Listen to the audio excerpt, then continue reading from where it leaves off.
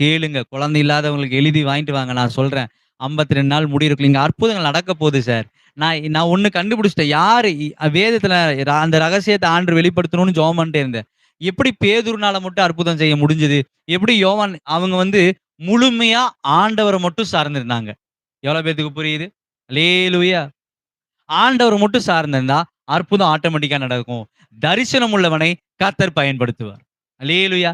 விடிய காலையில 3 மணிக்கு விடிய காலைல ஆமா 3 மணிக்கு எனக்கு திடீர்னு ஒரு ஃபோன் கால் வருது. எங்க பாஸ்டர் இந்த மாரி நான் ஹாஸ்பிட்டல்ல இருக்கிறோம். எங்க அம்மாக்கு யூரின் போகவே மாட்டேங்குது. என்ன செய்றதுன்னு தெரியலன்னு. அப்பயே என்னால கண்ணே திறக்க முடியல. ஏன்னா நேத்துக்கே என்ன பண்ணோம், நாங்க ரொம்ப நேரம் பேசிட்டே ஜெபம் பண்ணி முடிச்சுட்டு பேசிட்டுன்னா நாங்க 2 பேர் இல்ல. கவுன்சிலிங் குடுத்துட்டு தூங்குறதுக்கு என்னாச்சு ரொம்ப நேரம் ஆயிருச்சு.